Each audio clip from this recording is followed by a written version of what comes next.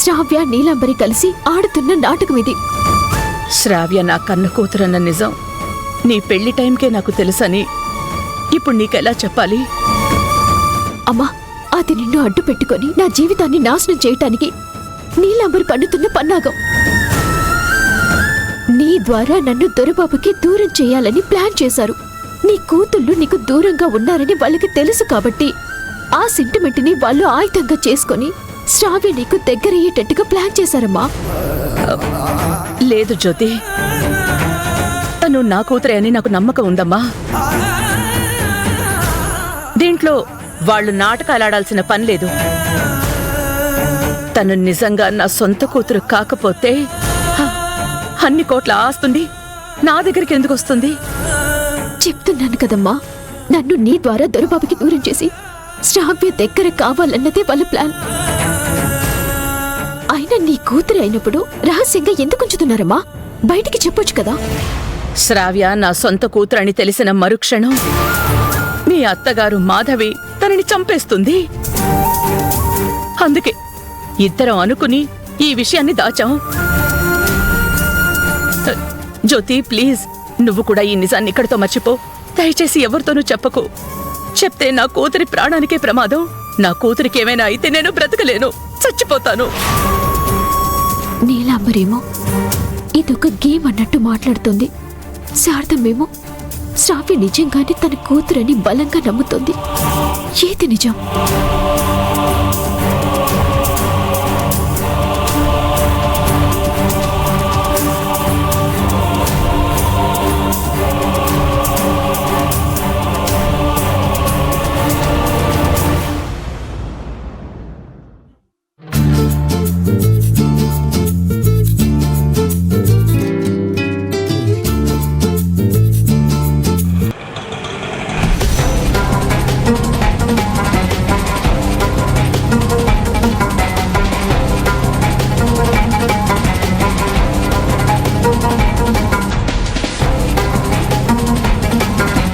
ఆగో, టెంపుల్ నుండి ఎక్కడికి వెళ్ళావు? ఎక్కడి నుండి వస్తున్నావు? తన అమాయకత్వాన్ని వాడుకుంటున్నావు శ్రావ్య. ఇది కరెక్ట్ కాదు.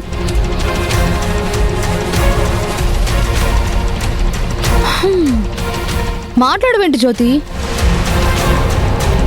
ఎక్కడికి వెళ్ళొస్తున్నావు? మీ అమ్మ దగ్గరికి వెళ్ళొస్తున్నావా లేక మా అమ్మ దగ్గరికి వెళ్ళొస్తున్నావా? నేనేదో అడగరాంది అడిగినట్టు అలా చూస్తున్నావేంటి జ్యోతి? చెప్పు. నిన్ను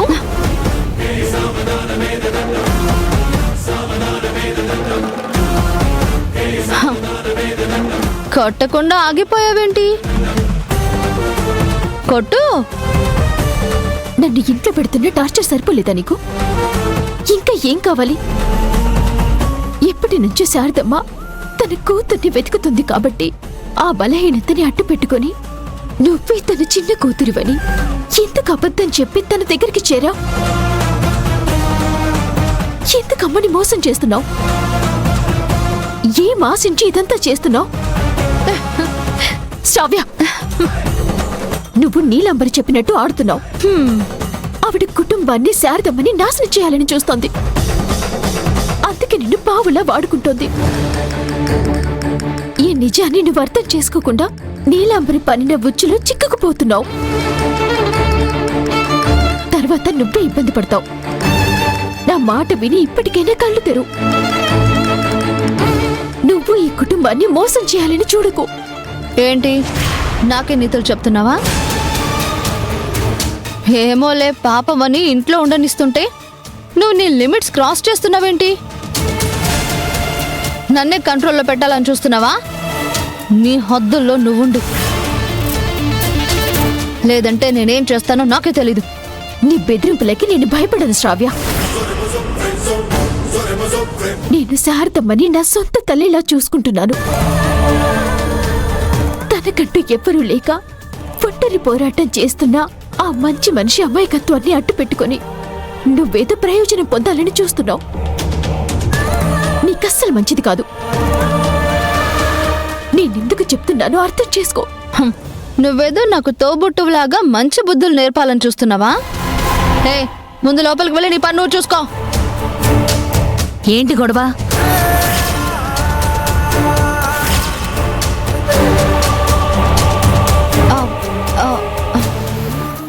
అత్తయ్య. లోపలికి వెళ్ళి పని చూసుకోమంటే వినకుండా నోటికి ఏదొస్తే అది మాట్లాడుతుంది.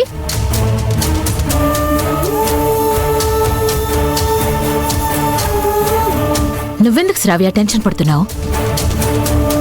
నిన్ను జ్యోతి ఏమన్నా అందా? కొత్తగా అనేదేముంది, ఎప్పుడు ఉండేదే. మీరు వెళ్ళండి అత్తయ్య, నేను మాట్లాడి పంపిస్తానులే, వెళ్ళండి. ఏ జ్యోతి, ఎందుకే అలా చూస్తున్నావు? ఏమైందో చెప్పు.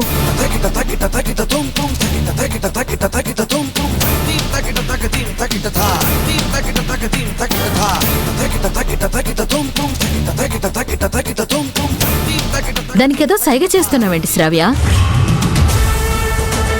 నిజం చెప్పు. ఏం లేదత్తయ్య. జ్యోతి, ఏం జరిగిందో మర్యాదగా నువ్వైనా చెప్తావా లేదా? చెప్పాలా వద్దా? జ్యోతి, నిన్నే అడిగేది. చెప్తావా చెప్పవా? శ్రావ్య ఎవరూ కాదు, శారదమ్మ కన్న కూతురు.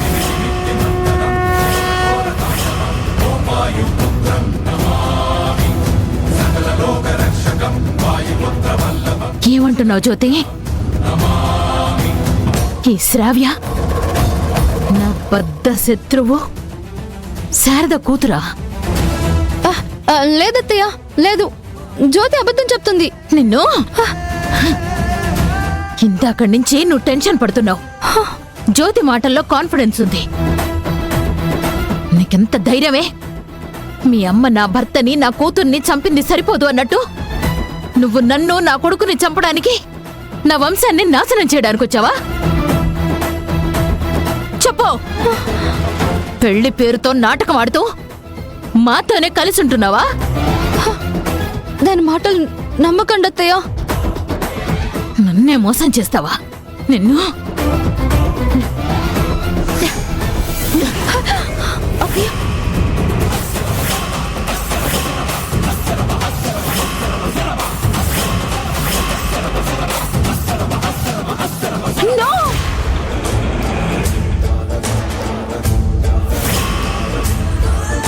ఏమైంది మేడం, ఎందుకు అంత గట్టిగా అరిచారు?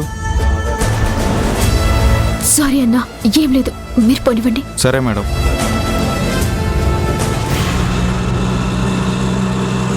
అత్తయ్య గారికి శారదమ్మ శత్రువు. నేనిప్పుడు వెళ్ళి శ్రావ్యని నిలదీస్తే నా కలలో వచ్చిందే నిజమయ్యే ప్రమాదం ఉంది. మరి ఏది నిజం, ఏది అబద్ధం? శారదమ్మ నా మాటలు కొట్టిపారేసి శ్రావ్య తన కూతురని నమ్ముతోంది. ఇది నీలాంబర్ ఆడుతున్న గేమ్ అని క్లియర్గా అర్థమవుతుంది. శారదమ్మకి ఎలాంటి కష్టం రాకుండా ఏం చేయాలి?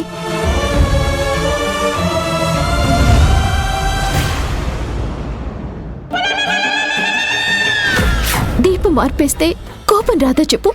నిజంగానే గాలికి దీపం ఆరిపోయిందేమో జ్యోతి.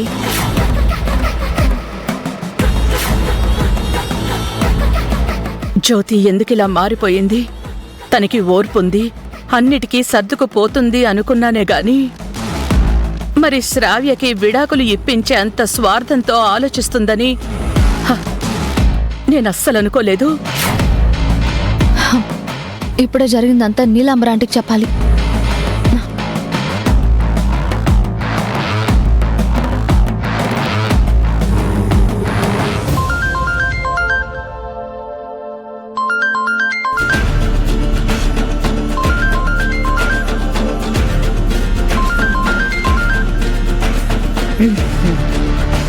హలో శ్రావ్య.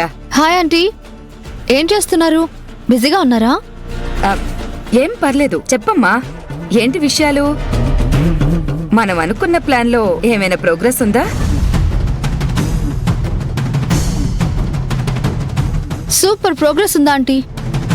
మనం అనుకున్నట్టే గుళ్ళో జ్యోతిని శారదమ్మ దృష్టిలో బ్యాట్ చేయాలన్న ప్లాన్ సూపర్గా సక్సెస్ అయింది.